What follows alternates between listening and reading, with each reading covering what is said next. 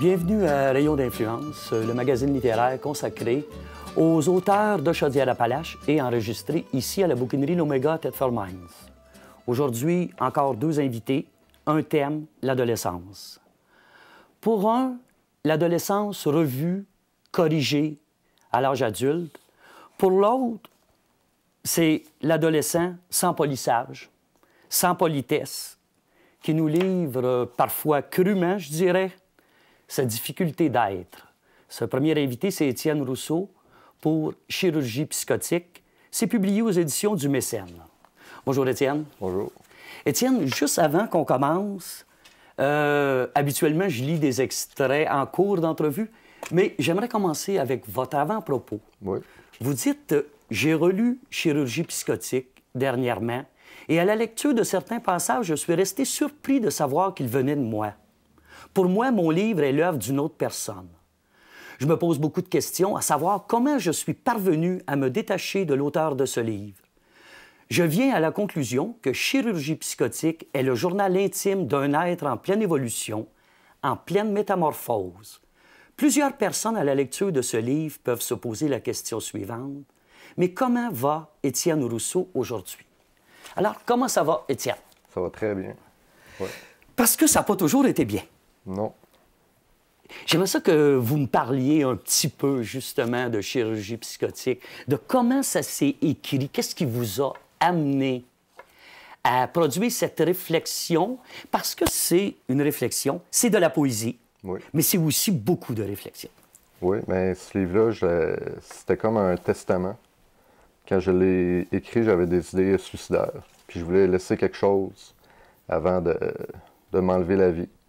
Puis dans le fond, au fil du temps, quand j'ai écrit de plus en plus, mais j'ai trouvé que c'était peut-être une solution de thérapie, si on veut. Puis à un moment donné, quand je l'ai fini, mais je me suis relu. Puis j'ai vu qu'il y avait un changement, puis une évolution, puis je me suis dit peut-être que je tiens à quelque chose. Parce que vous dites un livre qui est essentiel pour votre survie. C'est ce que vous écrivez là-dedans. Oui. Donc, est-ce que ça se peut que sans chirurgie psychotique, il n'y ait plus d'Étienne Rousseau? Est-ce qu'on peut aller jusque-là? Oui, oui, mais c'était vraiment... J'avais même un plan, dans le fond, que je raconte un peu dans mon livre de façon plus explicite. Puis, ouais, d'après moi, je pense que sans ce livre-là, il m'aurait manqué quelque chose, ou peut-être plus encore. Sans ce livre-là, puis sans la musique. Oui, la musique, ça m'a beaucoup aidé. Par contre, encore là, la musique qui vous attirait, c'était... On parlait pas, là, de Gilles Vigneault, on parlait pas de Félix Leclerc. Non, c'est de la musique métal. Surtout le métal, puis les affaires rêvées. Puis vous rendez hommage à Marilyn Manson. Oui, ça, c'est ma première idole. Mm-hmm. C'est vraiment avec ça que j'ai découvert la musique, puis qui m'a amené à faire plein de découvertes musicales. Mais le monde de Marilyn Manson est aussi un monde glauque, un monde noir. Oui, je pense que c'est ça qui m'a attiré. Puis c'est ça aussi qui m'a fait voir la lumière un peu. Parce que je n'étais pas attiré vraiment vers la lumière, mais j'étais attiré vers Marilyn Manson qui me l'a fait découvrir d'une certaine manière. Parce que j'ai été au-delà des préjugés qu'il laisse percevoir. Puis j'ai découvert un monde critique, intelligent, qui aimait provoquer, mais au-delà de la provocation, j'ai trouvé vraiment une source d'inspiration dans la vie. Justement, il y avait une de mes questions qui... Est-ce que vous avez... Parce que ce livre-là est provoquant. Ce livre-là est, je disais en début, en introduction, je disais, cru, assez crûment. Tu sais, je vois par exemple « Vive le métal, fuck les hosties de traite ». Le métal est une lueur dans la noirceur. Les gens ne doivent pas venir vers le métal, c'est le métal qui doit venir vers eux. Oui. Est-ce que vous avez voulu provoquer aussi avec le livre? Ou si c'était ce qui était fondamentalement ce que vous ressentiez? Mais c'est qu'est-ce que je ressens. Mais c'est sûr que j'ai mis ça un petit peu provoquant, parce que moi, je pense que la provocation, c'est une façon d'attirer l'attention. Mais c'est aussi un art, la provocation. parce que tu n'as pas le droit de provoquer juste pour le fun ou parce que sinon ça mène nulle part. Mais quand une provocation est bien faite, puis qu'on a assez de la curiosité pour pousser plus un peu le sujet puis découvrir d'autres choses, mais c'est là que la provocation a un bon côté. Ça fait que oui, j'ai fait exprès pour provoquer, mais je voulais pas tomber dans les clichés non plus de la provocation. Ce livre-là a été écrit, vous aviez quel âge lorsque vous avez écrit ce livre-là? J'ai commencé, j'avais 18 ans. OK. Et vous me disiez tantôt un petit peu ce qu'on discutait avant l'entrevue. Oui. Vous n'étiez pas quelqu'un qui lisait beaucoup. Non, j'ai beaucoup de misère à lire à l'école, au primaire. Puis c'est à 18 ans, j'ai lu mon premier livre, Maria Chapdelaine. OK. Puis avant ça, mais c'est ça, j'étais capable de lire, mais ça me prenait beaucoup de concentration. Même encore aujourd'hui, j'ai un petit peu de misère à lire. OK. Puis il faut que ça soit pas un livre trop gros, que ça soit assez fluide dans la lecture, parce que sinon je perds ma concentration. OK. Alors, en même temps que vous découvriez la lecture, vous découvriez aussi l'écriture. Oui. Oui. Vous aviez quelque chose en dedans, comme on parlait, qui devait sortir. Oui. Il y avait deux façons de le sortir, c'était d'éliminer Étienne ou d'écrire. C'est ça. Carrément. Et là, ensuite, quand vous avez terminé ce volume-là, vous vous êtes dit, bon, je veux le publier ou quoi? Qu'est-ce qui vous a amené à le sortir? Parce que c'est très personnel, là. Oui, c'est personnel. Puis, ben, quand je l'avais fini, là, je me suis dit, ça m'a aidé. OK. Peut-être que ça pourrait aider les autres. Ça fait que c'est comme ça qui m'est venu à essayer de chercher des maisons d'édition puis tout. Puis ça marchait. J'étais vraiment surpris puis ça marchait. Est-ce que vous avez eu des commentaires sur votre livre, autre que votre entourage immédiat? Vous dites, je voulais aider quelqu'un. Est-ce qu'il y en a qui sont venus vous voir et ont dit, Étienne, tu m'as aidé? J'ai pas... Ça se passe pas comme ça, peut-être, directement, ouais. Mais aider, mais plus... C'est surtout des gens qui ont dit, je me suis reconnu un peu. OK. Tu sais, quand j'étais plus jeune, tu sais, je me suis reconnu, il y avait des passes dans ma vie qui étaient un petit peu plus difficiles, puis... tu sais, c'est là, en même temps, je me rendais compte que je n'étais peut-être pas le seul, tu sais, à avoir vécu ça, ce sentiment-là. Puis surtout des gens qui me disaient qu'ils avaient vécu sensiblement la même affaire. Parce que dans les trois quarts du livre, vous avez l'impression d'être seul. C'est ça. On vous retrouve dans votre chambre, on vous retrouve... Et c'est toujours dans des milieux clos, c'est Étienne avec Étienne, Étienne avec Marilyn Manson. Ouais. C'est un monde imaginaire. Okay. C'est parce que dans ce temps-là, ça fait pas très longtemps, j'ai 22 ans. Puis mon monde social, dans le fond, c'était la musique. C'était juste ça. La plupart du temps, j'étais dans ma chambre. J'avais pas de job, j'avais lâché l'école, j'étais aux adultes, j'y allais plus ou moins. Puis dans le fond, j'avais pas de vie sociale. Ou très peu. Ma famille, c'était ça ma vie sociale. OK. Fait que c'était un monde, un vase clos, en fait. Ouais. Est-ce qu'aujourd'hui, à 22 ans, bon, ça fait pas longtemps quand même, là, il y a juste 4 ans qui s'est écoulé, est-ce qu'à 22 ans, vous réécririez chirurgie psychotique? Oui, mais pas de la même manière. D'où l'importance de ne pas le changer. OK. Parce que pour moi, c'est comme un tatou qui reste à vie. C'est quelque chose qui va me rappeler d'où que je viens. Puis c'est ça que je voulais. Puis je regrette vraiment pas, même si je l'aurais écrit d'une autre manière. C'est un livre qui me fait beaucoup de bien encore aujourd'hui. Que vous relisez à l'occasion? Oui, certains passages. OK. Et vous prenez ça comment quand vous lisez ça? Ça vous fait sourire ou bien donc, si vous dites, pauvre petit gars? Mais c'est surtout, je relis ça puis je me dis, qu'est-ce que j'aurais fait sans l'écriture? C'est ça. Toujours cette crainte-là est toujours présente. Ben, c'est pas une crainte? Ben, c'est une crainte, mais avec du recul. OK. C'est pas quelque chose, je suis pas pris dedans, ça vient pas anxieux, mais toujours la réflexion où c'est que ça m'aurait amené si j'avais pas eu l'écriture. Ah, oui. Et là, maintenant qu'il y a eu l'écriture, est-ce qu'il y a d'autres choses qui se préparent? Oui, mais en fait, ce premier livre-là, c'est le premier d'une trilogie. OK. Oui, puis le deuxième, il va sortir bientôt, puis fin mars. En poésie, toujours, ben, on s'entend, c'est de la poésie, de la réflexion, du dessin. Ça va être un peu le même style? Oui, mais plus de poésie dans le deuxième. OK. Puis, dans le fond, c'est une trilogie qui est... Parce que le deuxième, quand je l'ai écrit, moi, je continuais encore d'écrire chirurgie psychotique. Oui. Je pensais qu'elle allait être dedans. Mais jusqu'à un moment donné, je me suis arrêté, je me suis relu. Ouais. Là, je me suis dit, à partir de telle page, je me semble... pas que je m'écarte du sujet, mais on voit une évolution. Ça fait que je me suis dit, ben, tu sais, je coupe là, puis l'autre, ça va être la suite. Fait qu'on va voir tranquillement Étienne maintenant à 22 ans et plus tard et tout ça. Ouais. OK, moi, c'est effectivement un livre que je conseille aux ados, que je conseille aussi aux parents qui, des fois, se posent des questions quand ton ado s'en va dans sa chambre toute la soirée, puis qu'il ressort juste le lendemain matin. Quand il ressort, tu sais, ben, peut-être aussi qu'il est justement en train d'écrire. Peut-être qu'il vit des choses personnelles. Étienne, avant de terminer, on va passer au questionnaire de Proust pour vous connaître davantage. Ma vertu préférée? Compréhensif. La qualité que je préfère chez les hommes? Compréhensif. La qualité que je préfère chez les femmes? Compréhensive. Oui. Votre principal défaut? Je suis pas quelqu'un qui est à l'argent. Je dépense sans compter. Votre mot préféré? Tabarnak. OK. Celui que vous détestez le plus? Tabarnak. Vous Chris aussi? Ouais. Quel serait votre plus grand malheur? Perdre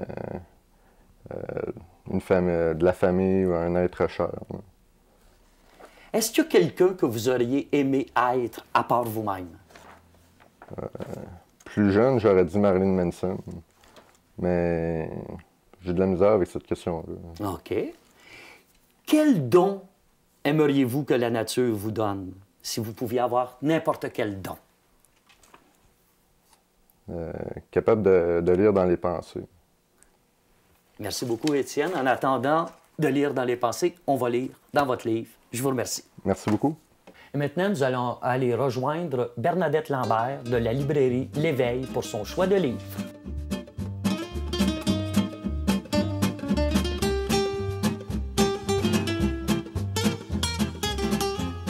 Bien, Bernadette, qu'est-ce que vous nous proposez aujourd'hui?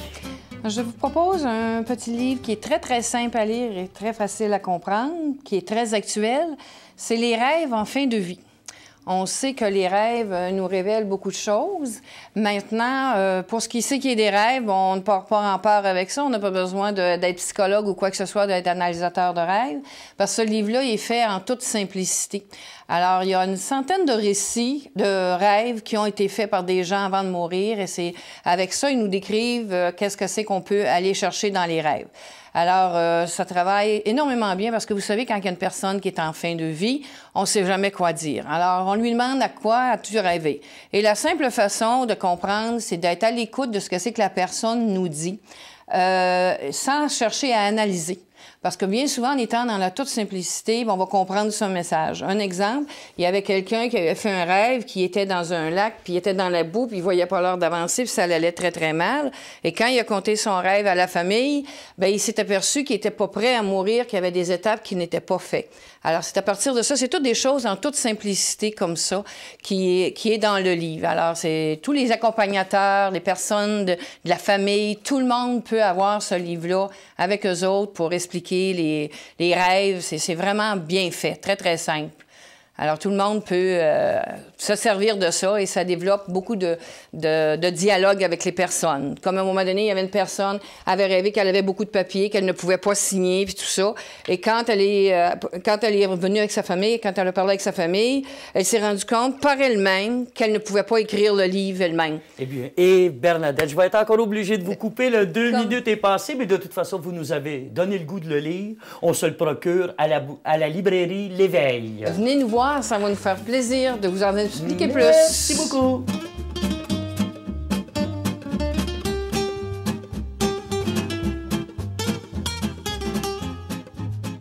Bien, comme je disais en introduction, ma deuxième invitée est aussi ici pour un recueil de poésie. Recueil qui a été écrit à l'adolescence et qu'elle a remanié. Je ne sais pas si c'est réécrit, c'est ce qu'on va voir d'ailleurs avec elle tantôt, mais qui a été retouché à l'âge adulte. Et là, je vous explique un petit peu pourquoi, comme elle nous le dit en 4e de couverture. Ce recueil de poèmes est une reprise de poésie écrite à la hâte par une adolescente ingénue qui a passé sa jeunesse remplie de complexes, incomprise, dans un milieu sordide. Il a été réécrit et retravaillé par l'adulte éclairé, plus expérimenté, qui est devenue cette même jeune fille 30 ans plus tard.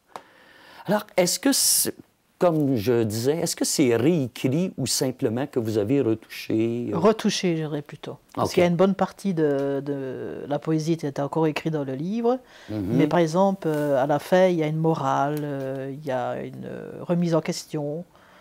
On a l'impression que c'est l'adadulte qui regarde l'adolescente en lui disant « Écoute, c'est vrai, tu étais malheureuse, mais maintenant reviens un peu à la réalité, maintenant ça va mieux, reprends vie et remets-toi en question. » Un peu comme tantôt, c'est un livre de rage, c'est un livre qui a été écrit sur la rage. Sur la rage, et alors, comme j'étais mal dans ma peau, j'écrivais, ça me permettait de partir dans un monde de cocaïne, d'un monde imaginaire. Là, je me sentais mieux parce que j'avais l'impression de rêver, j'avais l'impression de sortir de ce monde sordide. Ça devenait une sorte de réalité. Est-ce que pour vous aussi, l'écriture a été salvatrice? Oui, beaucoup. Ça me permettait de sortir tout ce que j'avais en moi. Malgré que c'était dur parce que c'était vraiment incrusté. Oui, bien c'est parce que ça vous ramenait une seconde fois à cette réalité que vous vouliez fuir. Parce que là, vous deviez être obligé de revenir en arrière. Quand vous réécriviez, vous reviviez certaines scènes. Mais disons que je ne revenais même pas en arrière, parce que quand je les écrivais, c'est quand je me sentais mal. Je prenais mon papier, enfin mon cahier. OK, c'était à froid, alors. À froid, carrément. OK. Là, je me sentais en dépression. Bon, je prenais mon cahier, je commençais à écrire. Et ça a resté comme ça. Vous l'avez apporté d'ailleurs avec vous, le cahier ça a duré qui avait été écrit. Ça a commencé vers les 14 ans, ça a fini presque jusqu'à l'âge de 18-19 ans. Okay. Ça dure des années et des années. On ferme, on laisse ça, puis il n'y avait pas d'intention de publier au départ, j'imagine. Non, là. Beaucoup de personnes m'ont dit, écoute, publie, mais je n'étais pas encore prête, parce que j'étais toujours rongée par ce malaise, j'étais toujours autant bourrée de complexes. J'ai rencontré beaucoup de personnes qui m'ont essayé d'aider, qui m'ont dit, écoute, tu n'es pas ce que tu penses, qui m'ont fait remonter, mais ça a été très, très dur. Et c'est quand j'ai senti que ça allait beaucoup mieux, peut-être peu dans ces temps-ci, que je me suis dit, peut-être que maintenant je peux l'écrire. OK. Donc là, bon, c'était, si je comprends bien, les problèmes étaient en fait réglés. Vous aviez comme passé à autre chose. Alors pourquoi, lorsque c'est réglé, on décide de le publier? Parce que je me suis dit, si moi je suis parvenue à passer au-dessus et que ça m'a fait du bien d'écrire, parce que c'est vrai que ça fait du bien d'écrire quand on est en misère, je me suis dit, d'autres personnes peuvent le faire et peuvent avoir l'espoir et continuer. Et se dire, si moi ça ne va pas, je vais peut-être essayer d'écrire. Parce qu'on a l'impression que quand on écrit, on devient une personne qui regarde la personne qui a des problèmes. On n'est plus cette personne-là. Comme un genre de dédoublement. Là. Carrément. On a l'impression d'écrire quelque chose sur quelqu'un d'autre. Et maintenant, je le vois maintenant comme ça parce que je n'ai plus l'impression d'être la personne qui était d'avant. Je me suis dit, il faut que les autres fassent la même chose et qu'ils croient encore à l'espoir, qu'il y a encore d'espoir dans la vie. Mais est-ce que vous la comprenez, cette petite fille-là? Oui, je la comprends. Et souvent, quand j'y pense encore et que je parle même avec des personnes et tout ça, j'ai les larmes aux yeux parce que c'est vrai que c'était atroce. Oui, ça semble. Puis, bon, c'est... Je prends ici un extrait. Je le lirai peut-être pas. Ça s'appelle « Petite lueur dans le brouillard ». Et ça commence un couteau. Un corps qui te fait honte. C'est si facile de quitter ce monde.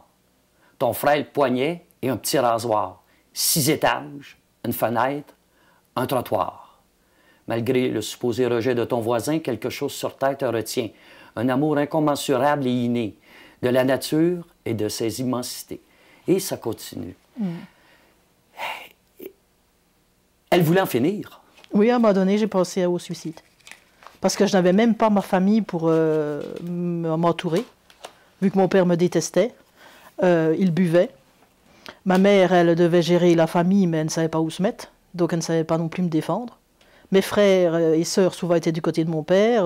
Je ne pouvais même pas retrouver quelqu'un pour me rattacher.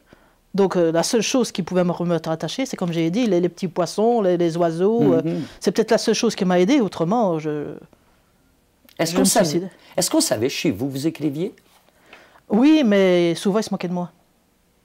En disant, qu'est-ce que tu écris comme imbécilité? Écoute, parce que c'est vrai que j'avais beaucoup d'imagination. C'est de l'imagination qui m'a fait sortir de mes misères.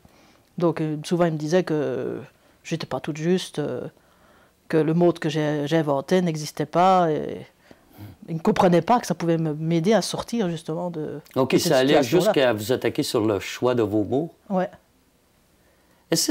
Là, je veux pas jouer à mon petit psychologue de salon, mais est-ce que c'est ça qui a fait que vous avez attendu si longtemps? Oui.